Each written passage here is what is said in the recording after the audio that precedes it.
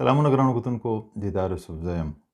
د صحت په حواله په دې ویډیو کې باندې زه ستاسو سره خبره کوم د پایلز یا د هیمورایډ په حواله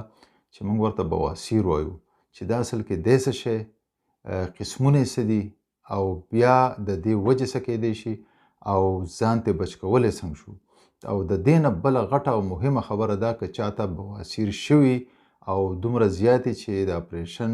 دغه یې ورله ورکړی، ټایم یې ورله ورکړی یا ورته ډاکټرانو د اپریشن ویلي، نو د هغې نه هم ځان موږ څنګه بچ کولی شو او دا پراسس موږ څنګه واپس کولی شو یا دا هیمورایډ څنګه ښه کیدی شي زموږ په خوراک په لحاظ باندې. نو د ټول نه مخکې خو دا خبره کومه چې لکه عام طور خلک دا وایي چې دا بواسیر دی څه شی. بواسیر اصل کې دا د وینې چې کومې نالۍ کوم ته چې موږ وینز وایو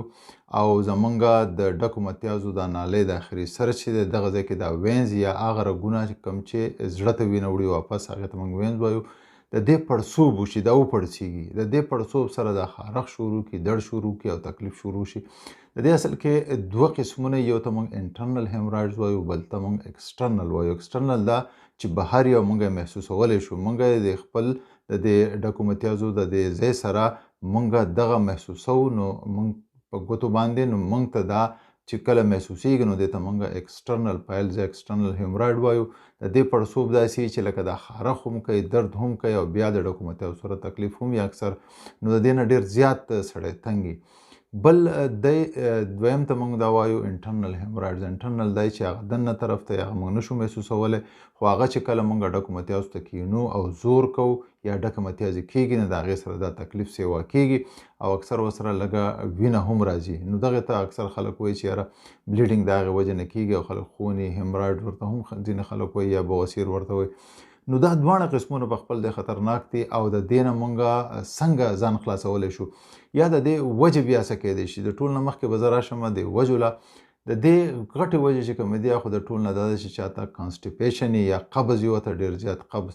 کله چې هم لکه د دې غټه وجه دی کله چې هم زمونږ انټرا ابډامینل پریشر یا زمونږ په دې خېټه کې چې کله مونږ سټرین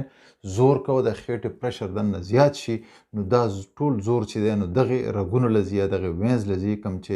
هیمورایډ جوړوي یا کوم چې دا بواسیر جوړوي.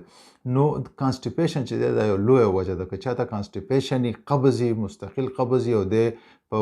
باتروم کې ډېر زیات ټایم تیروي او دی زور کوي سټرین کوي، نو دا یو لویه وجه ده، په کار ده چې د قبض نه ځان خلاص کړي. دویمه دا ده چې لکه که چاته مسلسل ټوخي سره هم چې کله موږ ټوخی کوو نو انټرا ابډامینل پریشر زیاتېږي، په خېټه کې پریشر سیوا کېږي، نو دې سره هم لاندې زور ځي. دریم که څوک ویټ لفټینګ کوي یا ډېر زیات وزن چوتې نو د هغې سره هم دا درې غټې وجې دي، نور هم بلاشي وجې دي، خو عموما د دې دریو نه کېږي چې لکه کم انټرا ابډامینل پریشر چې زیاتېږي. اوس لکه که څوک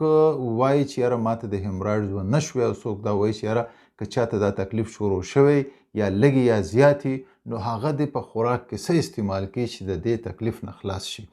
د ټول نه مخکې خو به زه دا خبره کوم چې فایبر ډایټ چې کوم دی، فایبر ډایټ موږ دې ته وایو کوم خوراک کې فایبر زیاتي، د هغې استعمال ډېر زیات ضروري دی او هغه په دې کې ډېر لوی او مهم کردار لري. فایبر ډایټ که دې ته مونږ راشو نو مونږ لکه که عام سړی چې دی نو هغه د ورځې هغه له 2000 کیلوریز مونږ وایو چې په کار دي، نو په دې 2000 کیلوریز کې تقریبا دله چې دی 28 ګرام یا 28 ګرامه فایبر په کار دی چې دی خوري. فایبر لکه دا مونږ څنګه ګورو چې یاره څه شی وخورو چې په هغې کې فایبر وي. لکه مونږ که وګورو دا چوکر چې ورته وایي چوکر یا ورته مونږ د وړو ګزارې وایو، کله چې دا وړه چڼېږي د چڼ نه پس چې کوم په دې چڼ کې پاتې شي دا خزله غوندې دغه ګزاره دا چې دی دا تقریبا ټول فایبر دی. نو په دغې چوکر په نیمه پیاله کې تقریبا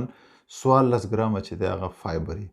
نو که دا پوره یوه پیاله نه دا 28 ګرامه شو لکه دغه پوره شو.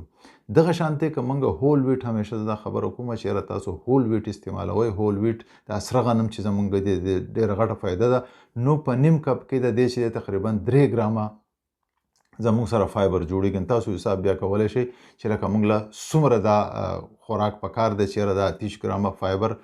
پوره شي. د دې سره لکه لوی کردار پکې د اوبو دی. اوبه چې دي تاسو به کم از کم که چاته ډاکټرانو نه منع کړي، لکه که چاته اکثر مرضونه داسې چې په هغې کې اوبه زیاتې منع هم وي، لکه چا کډنی فیلور دغه مسله ورته ډایلیسیس ورته کیږي یا چاته د ځینې زړه مرضونه داسې چې په هغې کوم ډېر اوبه منئ نو که هغه نه منو نو کم از کم تاسو په کار چې 8 ګیلاس اوبه څکئ او مایع یا فلویډ نور جوسونه څکئ خو جوسونه هغه کم چې رنګداره نه عام جوسونه یا کم چې تازه فرش موږ دغه نه اخیستي د دې فروټ وغیره نه کم جوسونه اخیستي هغه زیات ښه دي. اوس ما خبره وکړه لکه د وړو نو سره وړه که تاسو استعمالوئ سره غنم نو دغه دې کې فایبر زیاتې تاسو ته فایبر حاصلېدی شي. د دې نه علاوه که موږ سبزیانې خورو سبزیانې ځینې داسې چې لکه په هغې کې فایبر زیات او په ځینو کې کم نو په دې کې لکه مټر چې دي هغې کې ډېر زیات فایبر دغه شان آلو دی او د دې سره شکرکندي ده او ګوپي وغیره دا څیزونه چې دي په دغه کې موږ دا استعمالو دا په خپل خوراک کې نو په دې کې فایبر زیات دی نو دا فایبر تاسو ته فایده درکولی شي. دغه شانتې په فروټ کې که موږ وګورو نو مڼې شوې یا ناشپاتی شوه یا دې سره سټرابریز وغیره نو دا فروټ چې دي په دې کې فایبر زیات دي. دغسې ډېر خلک داسې چې لکه غوښه خوري نو غوښه ټیک د غوښه کې آیرن شته او نور پروټین وغیره ستا پوره کوي خو په دې کې فایبر کم وي نو څوک چې غوښه زیاته خوري نو د هغې سره چې دی نو دا کانسټیپیشن یا قبض یې کېږي او دا هم هیمرایډ یا د بواسیر چې دی جوړولی شي. د دې نه علاوه لکه موږ چې پروسس فوډ پکار ده چې موږ ونه خورو لکه دا برګرې مرګرې او پیزې او دا قسمه څیزونه چې دي د دې نه موږ ځان وساتو ځکه چې په دې کې فایبر نه او دا ډېره غټه مسله جوړوي د کانسټیپیشن. نو که چاته لکه اوس دا هیمرایډ شروع شوی آیا په اولني سټیج کې په دویم کې لکه صرف خارښ کوي یا دړ کوي یا د هغې نه پس بیا دا راپړسېدلی او وینه شروع کړي دغه تکلیف ډېر زیات یا ورته ډاکټرانو ویلي چې اپریشن درله کوو نو زما دا یقین دی چې لکه دا خلک که دا ډایټ شروع کړي او فایبر خپل پوره واخلي. دلته زه یو بله خبره هم کومه چې لکه فایبر به تاسو استعمالوئ خو فایبر سره سره بیا دا فایبر ډایټ سره چې تاسو به اوبه ډېرې څکئ که تاسو اوبه ډېرې نه څکئ نو ګوره دغه فایبر چې دی بیا هم کانسټیپیشن کاز کولی شي نو تاسو به اوبه ورسره ډېرې زیاتې څکئ مایعات ورسره دا جوسز وغیره نو دا چې تاسو شروع کوئ په خپل خوراک کې نو یقینا چې دا پروسس چې دی یا دا